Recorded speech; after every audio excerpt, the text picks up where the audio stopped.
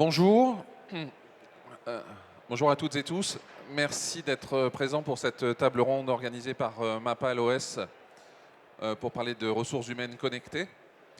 Une toute petite question avant de commencer. Parmi vous, qui est hôtelier? Donc c'est la moitié gauche, la moitié droite, il n'y a pas d'hôtelier. C'est bien. C'est la droite contre la gauche. Avant de passer la parole aux intervenants, je vais me présenter 2 petites minutes.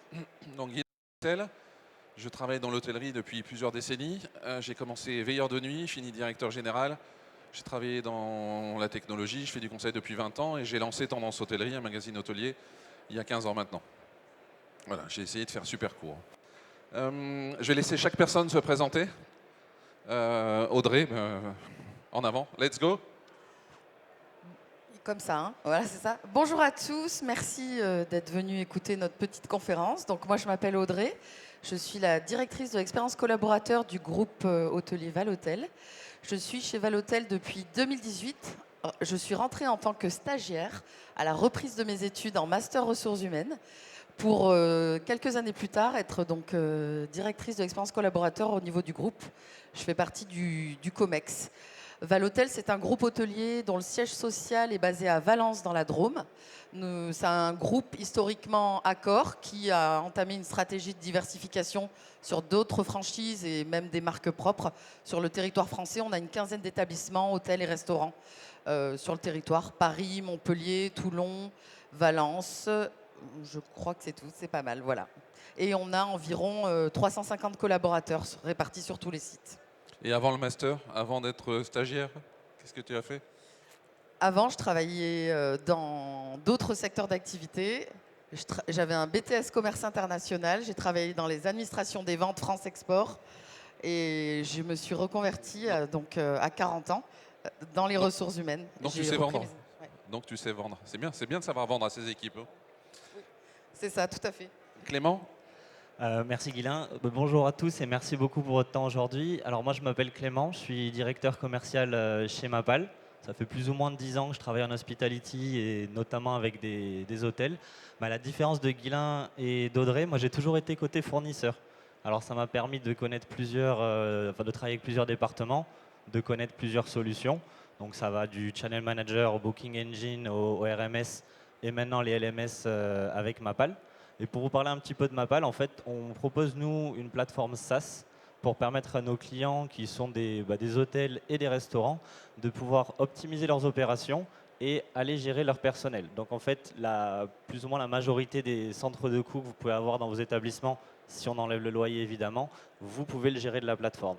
On est un groupe européen, mais on est quand même très local. On a des bureaux à La Roche-sur-Yon à la base.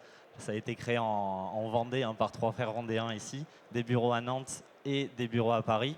Et pour vous parler un peu de nos clients, donc on a de très grands groupes comme Accor, Hilton ou Valhôtel. Mais la majorité de nos clients restent des groupes à taille humaine comme les maisons d'art, les maisons Sibué, le groupe Les Hérelles ou l'Hôtel Royal par exemple. Et puis il y a une chose que j'ai appréciée chez Mapal, c'est le fait que les acquisitions, c'est pour améliorer le produit, ajouter des produits. C'est pas une acquisition juste pour acquérir des clients, pardon. C'est ça exactement, en fait, vraiment ce qu'on cherche à faire chez Mapal. On s'est rendu compte que nos clients en avaient marre d'avoir trop d'interlocuteurs pour toutes les solutions tech qu'ils peuvent avoir. Du coup, Mapal, c'est le regroupement de 8 acteurs qui avaient les mêmes clients et qui étaient experts dans leur domaine. Donc on est vraiment allé chercher des experts dans des pays différents pour tout regrouper sur une seule et même plateforme, s'assurer que les données circulent très bien entre elles et surtout pour vous, que vous puissiez avoir qu'un seul interlocuteur au niveau du support qui puisse vous accompagner dans votre expérience avec vos outils digitaux. Merci beaucoup. Alors, RH connecté, c'est un sujet qui peut paraître un peu abstrait pour beaucoup de monde. Donc, on va essayer d'avoir la vision du fournisseur de technologie qui va expliquer la panoplie de ce qu'on peut faire. Et puis après, on aura la mise en pratique d'Audrey. Clément, je te laisse commencer. Très bien, merci. Pour moi, ce concept, en fait, on peut le voir de 2 manières. Dans un premier temps, que déjà les équipes RH soient connectées entre elles, mais aussi qu'elles soient connectées au reste de l'entreprise. Du coup, si on parle du premier, que les équipes RH sont connectées entre elles, un des premiers trucs qui vient nous venir à l'esprit, c'est que généralement, enfin, on pense RH, on va penser gestion du turnover, onboarding et recrutement. Bon, on le sait tous ici, c'est pas que ça, il y a énormément de choses à aller gérer, toutes les réglementations qu'on peut avoir, et Dieu sait qu'on en a en France à suivre, de s'assurer de l'équilibre vie pro, vie perso des employés, et aussi de s'assurer de quelque chose qui est crucial, qui est l'engagement des équipes. Et donc en fait, de pouvoir mettre en place des solutions digitales au sein des équipes pour aller digitaliser les process, ça va permettre aux équipes RH de pouvoir anticiper les besoins et donc de pouvoir prévoir sur le long terme une stratégie viable pour la société. Sur le deuxième concept, donc de connecter les équipes RH au reste de l'entreprise, personnellement, dites-moi si je me trompe, moi je trouve que dans trop de sociétés, les équipes RH sont vues seulement comme un centre de coût, alors que ce n'est pas du tout le cas. Il y a énormément d'autres choses qu'elles ont à faire qui sortent des tâches administratives. Sans les équipes RH, les équipes opérationnelles ne seraient pas du tout motivées et engagées. Et c'est pour ça qu'en fait, il faut leur donner les meilleurs outils pour qu'elles puissent s'assurer de communiquer les meilleurs messages à leurs équipes et donc de passer d'une gestion réactive à une gestion complètement proactive et mettre encore une fois une stratégie long terme dans l'entreprise. Merci beaucoup pour cette présentation. Audrey, alors, quand on a préparé la table ronde, on a dit on va essayer de partir de quand tu es arrivé, comment c'était, quelle image, et puis où tu as emmené, enfin où vous avez emmené les RH dans l'entreprise. Ça a beaucoup changé. Quand je suis arrivée en 2018, eh bien, la fonction RH n'existait tout simplement pas chez Valotel. Elle était uniquement, sur un point de vue administratif, réalisée dans chaque hôtel. Alors quand vous êtes un groupe franchisé Accor, vous avez quand même tout ce qu'il y a derrière Accor qui vous permet de travailler, d'avoir des outils qui vous permettent quand même d'harmoniser. Mais à partir du moment où votre groupe se diversifie, sort de la franchise, on a notamment eu d'autres franchises avec Louvre Hôtel. On a créé également nos propres marques avec par exemple Bella Roya à Montpellier ou Maison L à Paris. Et bien évidemment, naturellement, vous avez besoin d'harmoniser vos pratiques et de communiquer sur le nom de votre groupe. Donc, c'est comme ça qu'on a démarré. Il fallait communiquer sur Valotel. Valotel, sur Valence, je suis valentinoise, j'en avais jamais entendu parler avant. C'était une volonté presque des anciens groupes franchisés de vraiment pas se faire connaître. Et avec cette diversification, il a fallu donc entamer un virage sur la marque employeur, qu'est-ce que Valotel, qui on est au travers du territoire. Donc, il a fallu démarrer sur... comme la pyramide de Maslow, finalement adaptée aux ressources humaines. Le bas de la pyramide, c'est les besoins primaires. Donc, il a fallu déjà sécuriser les choses primaires dans un parcours collaborateur. La paye, la gestion des temps, voilà, des choses très administratives. Mais quand vous n'avez plus de soucis, quand vous vous préoccupez plus que votre paye soit bien faite ou pas, que vos heures soient comptées ou pas, et bien là, après, vous pouvez vous préoccuper d'autres choses comme la formation, vous montez petit à petit. Donc, dans un premier temps, il a fallu sécuriser les choses de base. Donc, j'ai mis en place un SIRH sur 25 sociétés, puisqu'à l'époque, je travaillais également avec Valmavi, le groupe de la sœur de mon président, Pascal Donat. Et donc, j'ai déployé un SIRH sur 25 sociétés. Donc là, ça a permis d'harmoniser toutes les pratiques administratives, contrats digitalisés, signatures, et la gestion des temps de travail, les feuilles hebdomadaires signées en ligne. Ça a permis, en fait, d'un point de vue du siège, de contrôler et de s'assurer que les choses soient à peu près respectées. Qu'est-ce que ça envoie comme message derrière ? Je suis capable de dire aujourd'hui, il y a des badges. Quand vous travaillez chez Valotel, toutes les heures de travail sont comptabilisées. C'est quand même un sacré exploit en hôtellerie-restauration et c'est du coup un langage fort dans l'expérience collaborateur. Déjà, de base, rien que ça, les gens sont sécurisés. Ensuite, j'ai réinternalisé la paye parce qu'il s'avérait que dans notre secteur d'activité, les gens des ressources humaines qui travaillent dans le HCR savent bien qu'il y a beaucoup de mouvements. Donc, il a fallu réinternaliser pour maîtriser davantage. Donc, tout ça, c'est des procédés digitaux, aussi bien la paye que l'API, le système entre les deux, la communication entre les deux. Et ensuite, on a pu du coup aller sur d'autres terrains. Donc, on a mis en place depuis 2021 la digitalisation de la satisfaction collaborateur avec un outil qui s'appelle Blixo, où on mesure tous les ans la satisfaction collaborateur. Petit à petit, et on en est arrivé jusqu'en 2023 à lancer le projet Osmose, qui est un projet pour les 4 années d'entreprise, qui est sur 4 piliers. et qui m'a permis avec tous ces outils d'être réactif. L'expérience collaborateur est un des 4 piliers. L'expérience client, le développement durable et une rentabilité vertueuse. Voilà. Bravo, bravo pour tout le travail accompli. Et Clément, chez les autres clients de Mapal, est-ce qu'il y a une stratégie qui ressemble à ça ou est-ce que tu peux nous expliquer ce que d'autres ont fait, sans donner des noms évidemment, parce que c'est quand même un peu confidentiel, mais au moins expliquer le chemin parcouru par tous ces gens? Ouais, alors c'est sûr que quand on voit la taille du marché hôtelier en France, il y a plein de pratiques différentes et quand on entend Audrey, on sent qu'il y a vraiment une volonté de se digitaliser et une stratégie derrière qui est bien établie. Alors évidemment, tout le monde n'est pas au même stade qu'Audrey. De toute façon, avec déjà tous les changements qu'il y a eu dans le milieu hôtelier au cours des 5 dernières années, on a vu que le comportement des hôteliers par rapport au logiciel change, mais aussi comme pour toutes les innovations, peu importe le secteur d'activité, il y a toujours des gens qui ont tendance à les adopter plus vite, comme peut le faire Audrey, que d'autres. Et ça, c'est complètement normal. Du coup, nous, dans nos clients, on distingue 3 types de comportements généralement. On a ceux qui démarrent leur projet de digitalisation. En fait, cela, l'objectif premier, ça va vraiment être de réduire le nombre de formations en présentiel. Tout simplement parce qu'ils veulent couper les coûts, soit parce qu'ils ont moins de budget pour ça, soit parce qu'ils veulent dépenser dans autre chose.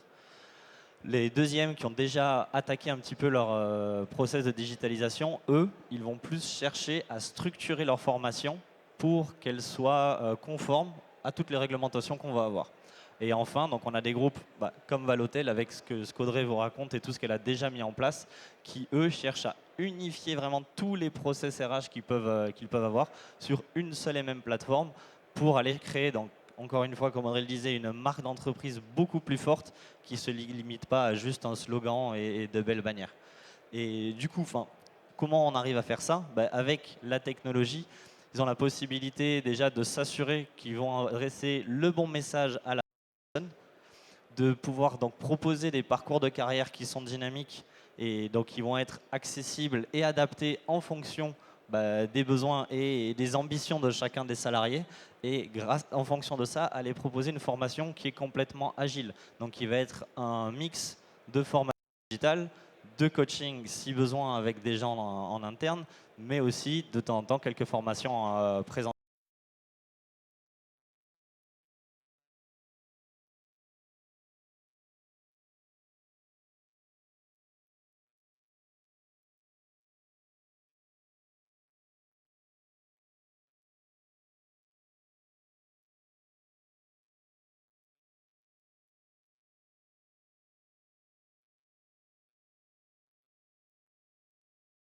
Fait Audrey. Oui, c'est bien d'avoir insisté sur cet aspect accompagnement. On commence au niveau 1 et puis on y va, on progresse. Merci. La formation, c'est un gros pilier. On a entendu. A fait plein de choses.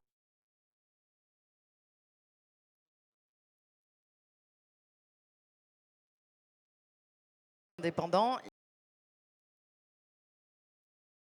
à avoir. Les autres toutefois, nous, maintenant, on communique sur notre marque employeur Valotel. Donc, on va avoir nos propres standards, on va avoir nos propres besoins en termes de formation. Le fait, j'ai mis du temps à trouver Flow Learning.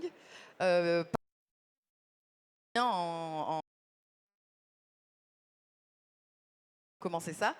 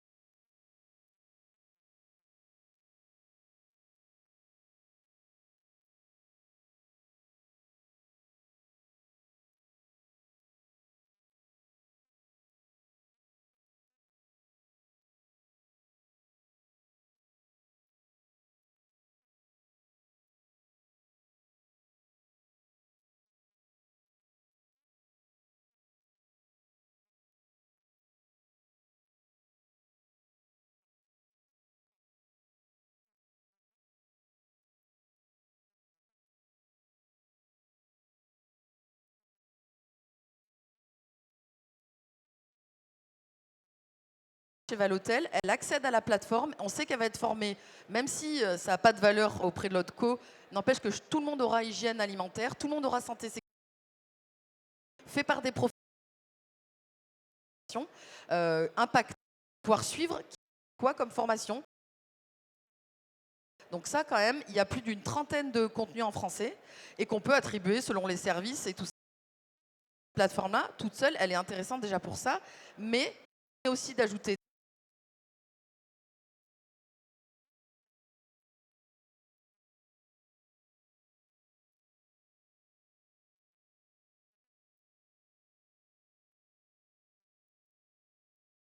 Ça va être dans cet endroit-là, dans la plateforme Flow Learning, qu'il va y avoir tout.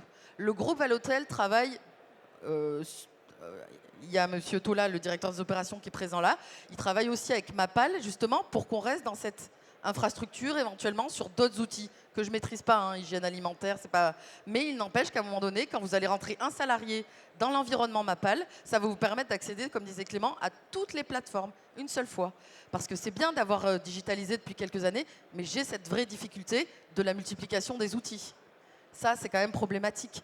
À un moment donné, j'ai une alternante. Son boulot, c'est data RH quasiment sur tout son temps. Parce que ça a créé de l'extraction.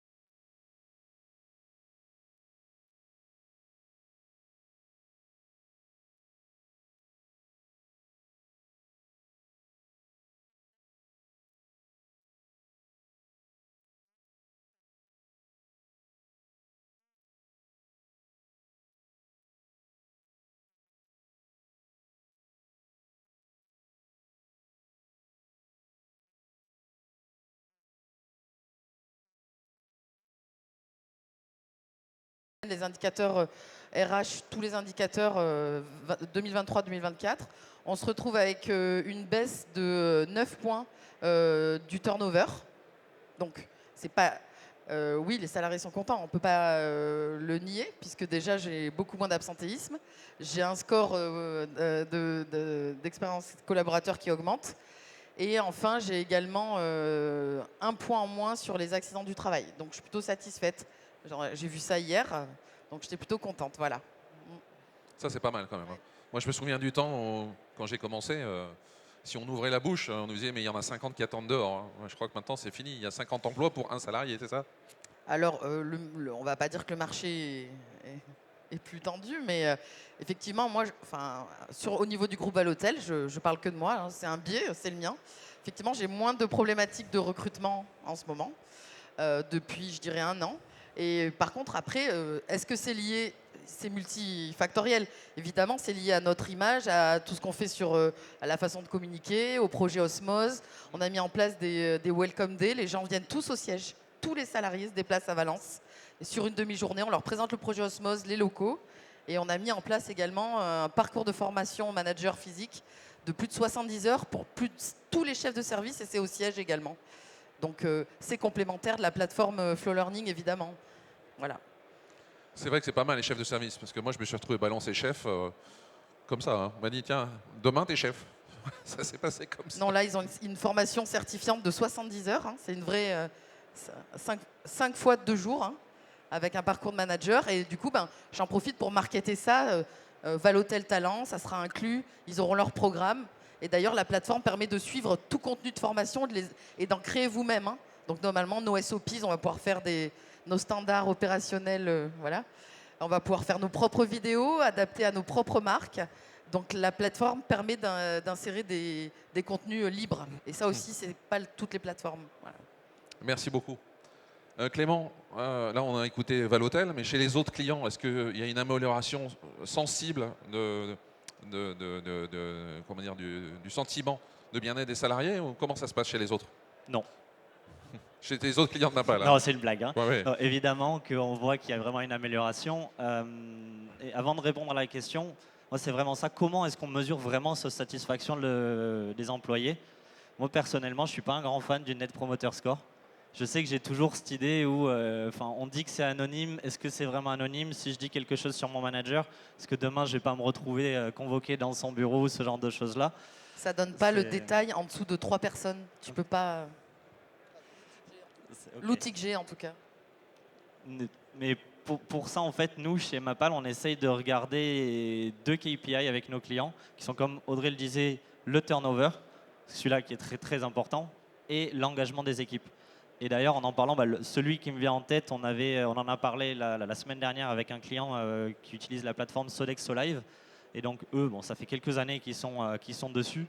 Et ils étaient, par rapport au commencement, à 49,3% d'amélioration du turnover et un taux de complétion de tous les modules sur la plateforme de 63%. Donc ça, c'est quand même de sacrés résultats. Mais au final, ce qu'on voit vraiment, hein, comme le disait Audrey, avec la digitalisation, les KPI et les indicateurs qui sont utilisés maintenant pour identifier cette satisfaction ont vraiment évolué en hôtellerie. Donc on a toujours évidemment ces indicateurs qui sont un peu basiques, qui sont le nombre de modules qui ont été complétés, les résultats à chacun des tests en fonction de ces modules, le nombre d'heures passées en formation, etc., etc. Mais aussi une nouvelle vague d'indicateurs un peu plus modernes qui se rattachent vachement plus aux performances réelles. Et on se rend compte qu'on a beaucoup de clients qui veulent, suite à une formation, vraiment étudier l'impact que ça a eu sur leur business au final, parce que c'est pour ça qu'ils forment leurs employés. Donc on va avoir des indicateurs typiquement liés à des performances commerciales. Si vous faites une formation pour l'attention aux clients, est-ce que derrière les ventes ont augmenté? Est-ce que la satisfaction a augmenté suite à une formation sur votre service client qui répond au téléphone? Est-ce que vos process d'hygiène ont des meilleurs résultats suite à une formation HACCP par exemple, etc., etc. Et donc pour ça, nous, c'est super important d'aller mettre en place tous ces indicateurs dans la plateforme pour aider nos clients. Et en plus, on se rend compte aussi que ces formations, c'est bien. Ça permet aux gens de monter en compétences et d'être meilleurs dans leur métier. Mais c'est surtout que ça leur permet de se projeter et donc eux-mêmes de se sentir plus épanouis au travail. Et ça, c'est ce qu'on reçoit énormément dans les feedbacks 360 qui sont poussés aux utilisateurs de la Culture Suite. Donc, on a parlé de la fidélisation, c'est parfait. Ça fidélise beaucoup plus. Enfin, disons que les gens partent moins. Il y a moins de turnover, donc les gens partent moins. Ça veut dire qu'ils restent un peu plus longtemps. Ça veut dire aussi qu'ils progressent forcément. Puisqu'on leur donne des formations, ils vont pouvoir monter L'objectif, c'est de... Par exemple, la formation manager, c'est une promesse du projet Osmose. Je mets l'effet miroir entre l'expérience client et l'expérience collaborateur. Je dis aux salariés lors du Welcome Day, on le dit aux salariés, bon si on veut que vous soyez en mesure de donner une expérience client à la hauteur de ce qu'on vous demande en accord avec nos valeurs, notre excellence et tout ça, il faut qu'on soit capable de vous fournir une expérience collaborateur à la hauteur et notamment que vous ayez des managers formés. Parce qu'on sait que dans l'hôtellerie-restauration, ça bouge beaucoup et le meilleur serveur devient le chef des serveurs. Or, le management, c'est une compétence. Et les situations difficiles, de harcèlement, tout ça, c'est des choses qu'on connaît quand même qui arrivent. Et si on ne forme pas les managers, je ne suis pas capable de fournir une expérience collaborateur à la hauteur à tout le monde. C'est un pas qui est important pour un travail, un équilibre dans leur vie pro, perso et pour travailler sereinement. Voilà. Ça, c'est le monde du travail en général qui a sérieusement évolué sur toute cette partie-là. C'est extraordinaire le changement. On est passé de la nuit au jour, ou presque. Je pense qu'il y a encore des choses qui vont s'améliorer. Audrey, quelles sont les prochaines étapes de ton parcours digital Valhotel? Parce qu'on a entendu que tu as fait plein de choses, mais j'ai la sensation que le cheval est lancé, il ne va pas s'arrêter. Alors déjà, Flow Learning, on vient de le lancer, donc on a déjà humblement, c'est-à-dire qu'on a les contenus, on va en faire une véritable plateforme avec insérer tout ce qu'on est en train de faire, nos propres contenus, des vidéos, des process, la vidéo de onboarding, qui sera évidemment complémentaire avec le Welcome Day. Ça, on va avec les outils qui nous permettent de faire un truc interactif avec nos valeurs, une vidéo du président, enfin plein de choses. Voilà, on est en train de travailler là-dessus. Donc déjà, ça va être encore un gros boulot. Et ensuite, en termes de digitalisation, on travaille également. Il y a quand même un sujet là qui est très très important. C'est le fait d'avoir des plannings qui permettent de piloter l'activité plus que des plannings administratifs d'un SIRH. Et ça, c'est un vrai sujet dont les opérations ont besoin. Piloter la masse salariale, je veux dire au jour le jour, être capable de proposer des plannings accompagnés par l'IA qui va, en fonction des salariés disponibles, directement mettre dans le respect des heures, dans le respect des amplitudes, parce que c'est quand même quelque chose aujourd'hui qui est fait manuellement et qui nous, ne serait-ce que qui ne permet pas de piloter les opérations et qui en plus ne respecte pas forcément le code du travail ou les règles et qui demande, quand vous avez 18 sites, un contrôle sur tous les plannings. Nous, ça prend beaucoup de temps. Donc si on a un outil qui est capable de proposer selon les compétences des gens, en fonction de qui sont là, rapidement, et auquel on lui donne nos objectifs et notre budget annuel, c'est là-dessus vers quoi on tend en ce moment. Voilà. Donc ça veut dire que les outils RH commencent à parler aux outils d'opérationnel, de remplissage, de prévision, on va dire. Parce qu'en restauration, c'est plus de la prévision alors qu'en hôtellerie, on a un peu plus l'idée de savoir si on va être plein ou pas plein. Donc, est-ce que ça fait partie de la feuille de route et qu'est-ce qu'il y a sur la feuille de route de Mapal? Ouais, alors ça, c'est un sujet, généralement, les équipes produits, ils n'aiment pas trop qu'on en parle, quand même, de la feuille de route. Il ne faut pas trop s'engager. Oh, mais il n'y a personne n'écoute. Fabrice, bouge-toi les oreilles, s'il te plaît. Alors nous, il y a vraiment deux choses pour les prochains mois à venir. Le premier, c'est vraiment renforcer toutes ces intégrations entre toutes les solutions. Ça va dans le sens de ce que disait Audrey, dans notre plateforme MapalOS. Le deuxième, c'est l'IA au service des managers. Donc pour tout ce qui est intégration, pour parler rapidement, MapalOS, c'est quoi? C'est la plateforme sur laquelle toutes nos équipes techniques travaillent, où on va intégrer donc toutes les solutions MapalOS. Comme je le disais au début, c'est 8 compagnies qui se sont regroupées. Donc on travaille énormément. Pourquoi? Pour fluidifier la circulation des données et améliorer donc, tous les process opérationnels pour que ce soit plus simple pour nos utilisateurs. Et donc un des exemples concrets que l'on a pour ça, c'est de sortir une application pour les employés, une application mobile évidemment, où on aura toutes les applications qui les concernent. Donc que ça aille de l'onboarding, de la formation à leur planning et donc la messagerie interne qui soit directement disponible dans leur application, que ce soit très facile pour eux de l'utiliser. Et ça vraiment, enfin, mettre en place et réunir toutes ces fonctionnalités clés pour un type de poste, ça va permettre aux utilisateurs de Mapal d'être beaucoup plus efficaces dans leur métier. Le deuxième, donc l'IA au service des managers. D'ailleurs, je fais un peu de pub. On en a fait une présentation hier sur notre stand. Si vous l'avez raté, on en refait une à midi pour vous montrer un petit peu ce qu'on a, si vous voulez venir. Hein. C'est le D31. Et donc ça, pour nous, c'est un enjeu crucial. Bon, vous devez le voir de partout. On en voit IA sur presque tous les stands. Hein. L'IA est de partout. Nous, chez Mapal, on reste convaincus que son potentiel en hôtellerie, il est encore au début. On peut aller beaucoup plus loin pour aider les opérations. Et nous, on va se concentrer chez Mapal pour aider les managers. C'est vraiment ce qu'on veut faire. Typiquement, l'exemple d'Audrey, de dire le meilleur serveur, il passe chef et d'un coup, il faut qu'il arrive à comprendre toutes ces choses-là. Ça, c'est quand même très, très difficile.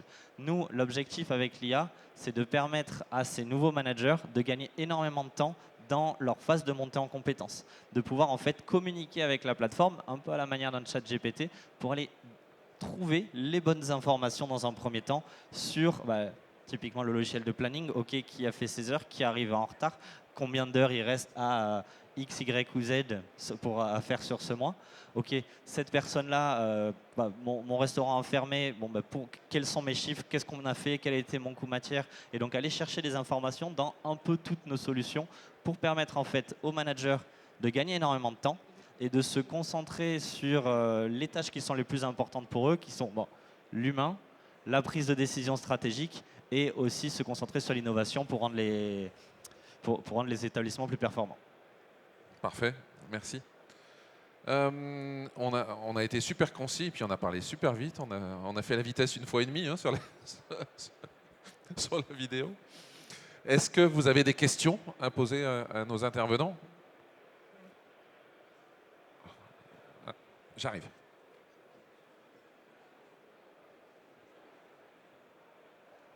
Merci. Bonjour Audrey, j'ai une question pour vous. Vous avez mis beaucoup de choses en place. On entend souvent, donc, comme disait Clément, que les RH étaient vus comme un centre de coût, que tout ce qui était outils, etc., c'était dépriorisé parfois. Comment est-ce que vous avez fait pour convaincre, vous, en interne, de prendre autant d'outils et de mettre autant le collaborateur au centre? Alors, effectivement, quand on réalise qu'en 2018, la fonction RH n'existait pas chez Valotel, on se dit que le chemin fut long. Eh bien, déjà, il faut que la direction, le président, ait qu'il y ait une volonté de la direction de faire évoluer les choses pour les collaborateurs. Il peut y avoir des raisons, on va dire... il peut y avoir des raisons factuelles. Oui, voilà, il faut que je fidélise, j'attire parce que j'ai un trop gros turnover. Mais il faut surtout voir les ressources humaines ou l'expérience collaborateur comme un véritable business partner. C'est pour ça que petit à petit, effectivement, quand je suis arrivée et même quand j'étais RRH, je ne faisais pas partie du comité exécutif. Aujourd'hui, je fais partie du comité exécutif où les décisions stratégiques sont prises et, de manière collective. Et ça permet de placer l'expérience collaborateur là où elle doit être dans l'entreprise parce que sans ce levier-là, c'est difficile après de proposer de l'attractivité et de la fidélisation. Voilà. Déjà, c'est premièrement mettre les ressources humaines plus sous le DAF ou sous le DOP, désolé Bruno, mais que les ressources humaines soient un véritable business partner pour autre chose que l'administratif RH en fait. Bien sûr, il peut y avoir des fonctions administratives dans les hôtels, il n'y a pas de souci. Voilà. Le deuxième levier, c'est d'avoir fait en sorte qu'il y ait un projet d'entreprise. Moi, à titre personnel, ça m'a beaucoup aidé dans la vision que je voulais donner des ressources humaines, d'avoir ce projet Osmose pour les 4 prochaines années. Ça a vraiment amené, si l'expérience collaborateur doit être à la hauteur de l'expérience client, en fait, je dois les former. Donc, en fait, c'est comme ça qu'après, j'ai pu déployer ma feuille de route grâce au projet d'entreprise. Donc, j'inviterai les gens à lancer un projet d'entreprise dans lequel les ressources humaines sont un des piliers. Voilà. Ensuite, je pense qu'il faut de l'envie, de la volonté, et oui, une direction qui valide, quoi, et qui part avec vous dans les sujets, ou même qui vous donne des sujets, parce que le fait de chercher Flow Learning et une plateforme de e-learning, c'est parce qu'à la base, il m'a dit oui, il faudrait qu'on ait notre contenu, c'est quand même bien, ce qu'il écoute des podcasts, notre président, et c'est lui en fait qui m'a mis à rechercher ça. Donc voilà, c'est un travail d'équipe. Merci. D'autres questions dans la salle? Il y a une dame ici. Pardon. Bonjour, merci. Moi, ma question tourne autour de, vous avez parlé de l'effet miroir, j'appelle ça moi la symétrie des intentions. Est-ce que vous avez constaté un impact réel et que vous suivez sur la satisfaction client et le business en conséquence? Alors, sur la satisfaction client, donc nous, on la mesure via, bon, un peu comme tout le monde, Trust You, avec RPS. Alors ça veut dire, pareil que le Net Score promoteur, nos RPS, nos indicateurs sont en hausse. Je les maîtrise moins bien que ceux de l'expérience client. Après, effectivement, l'impact sur l'expérience client, l'objectif, c'est le client, hein, in fine. Voilà, tout à fait. Donc oui, ça, c'est plutôt Bruno Tola qui pourrait vous répondre si vous voulez échanger avec lui. Sur la partie expérience client, c'est lui qui regarde. Mais l'objectif, in fine, c'est de satisfaire nos clients, qu'on soit bien d'accord. Voilà. En ayant des équipes engagées, donc c'est un cercle vertueux. Mais ce n'est pas des choses que vous regardez collectivement en COMEX Si, bien sûr. Ouais, bien sûr. Vous voulez intervenir? Vous voulez intervenir 2 secondes? Attendez. Profitons-en. Merci. Merci Audrey pour C'est sa partie. les bandes annonces. Effectivement, je crois que le sujet qui est évoqué un petit peu partout, c'est avant tout que le COMEX et que toute l'organisation soit centrée sur ce sujet-là, avec les 4 piliers, et qu'il n'y ait pas véritablement d'intérêt plus important d'un côté comme de l'autre.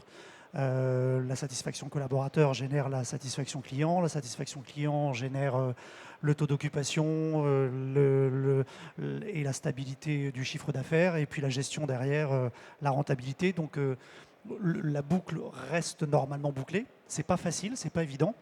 Il y a évidemment beaucoup d'énergie, beaucoup d'ego, beaucoup de discussions. Et l'un des piliers de cette réussite, c'est la confrontation des avis. Audrey me regardait en me disant « Désolé, c'est plus toi qui gères les RH ». Effectivement, c'est plus moi qui gère les RH. Et tant mieux, parce que ça se passe bien. Et c'est surtout ça la clé générale. C'est qu'on accepte et qu'on partage pour l'objectif de réussite globale tous ces éléments. Oui, le 4e pilier, justement, c'est la rentabilité vertueuse. Tout à fait. C'est ça, en fait, le cercle. Merci beaucoup. D'autres questions? Donc, moi, dans le plan qui a été décrit et dans sa mise en place, il y a un mot qui me vient, c'est la sincérité. J'ai l'impression que le plan a été mis en place en commun, tout le monde y adhère avec une forme de sincérité, parce qu'on peut pas faire la comédie pendant des années. C'est un peu ce que j'en retiens. Je sais pas, Audrey, quel est ton point de vue, toi qui es dedans? Chez nous, les valeurs qu'on a redéfinies en lançant le projet Osmose, c'est rare, donc respect, audace, responsabilité et excellence. Donc ça, c'est notre ligne de mire qui a permis ensuite, moi, sur mon domaine, de descendre mon plan d'action. Voilà. Mais effectivement, il y a beaucoup de simplicité et de sincérité chez Valotel. Il y a des équipes soudées, un esprit familial et en même temps une approche un peu business de tous les sujets. Donc c'est pour ça que c'est intéressant. Oui. De toute façon, une entreprise a besoin de gagner de l'argent et faire du profit. Sinon, il n'y a pas d'entreprise. Hein. Et après, les critères aussi sur l'expérience collaborateur dans la rentabilité vertueuse, ça permet notamment, vous savez que les banques dorénavant vous demandent des comptes pour sortir des crédits ou divers et variés, d'avoir des critères extra-financiers. ECG, je crois que ça s'appelle, ESG, ouais, c'est ça, vous connaissez. Je ne sais pas ce que ça veut dire, pardon. Voilà, c'est des critères extra-financiers sur lesquels on doit s'engager pour pouvoir décrocher des crédits à des taux plus avantageux. Donc de toute façon, tout ça fait partie de la rentabilité vertueuse. Les actions que je mène d'un point de vue collaborateur, expérience collaborateur, ont un impact sur la finance du groupe parce qu'on peut prouver qu'on met des actions en place et concrètement, il y a des crédits avec des taux moins importants ou des subventions, enfin voilà, toutes ces choses-là. Donc c'est pour ça qu'on a la rentabilité vertueuse. On gagne de l'argent, mais pas à tout prix. Merci. Je crois qu'on a à peu près fait le tour de ce qu'on avait prévu d'aborder. Je vais vous demander de conclure chacun à votre tour. Clément, est-ce que tu peux conclure? Alors, j'avais dit 10 mots, mais 10 mots, c'est court. On va dire 30 secondes, 1 minute. Parce que moi, j'allais te dire, je suis très maths. Du coup, j'avais une petite addition pour ça en 10 mots, hein, justement. Et j'avais digital plus RH, améliorer l'expérience, réduire les coûts, fidéliser les talents. Je rentrais dans les 10 mots, c'était pile ça. Magnifique. En fait, le premier a toujours plus de chance parce qu'il peut dire ce qu'il veut. En fait, le deuxième doit s'adapter au premier. Donc, c'est Audrey qui a plus de travail là. Bon, bah, moi, c'est des mots plutôt traditionnels, mais bon, quand même. Tout ça, l'objectif, c'est attirer des nouveaux collaborateurs, fidéliser les collaborateurs, leur permettre d'évoluer dans le groupe en interne, garder les talents. On a également beaucoup de salariés boomerang, donc c'est aussi un indicateur, des gens qui partent et qui reviennent. Et ce sont nos meilleurs ambassadeurs. On fait, voilà. Les autres mots qu'on pourrait dire, c'est transmission, formation, hein, efficacité et in fine, satisfaction client. Et accompagnement. Merci beaucoup. Merci d'être resté jusqu'à la fin. Je vous souhaite un bon salon et peut-être à plus tard sur une autre table ronde. Merci, bonne journée. Merci.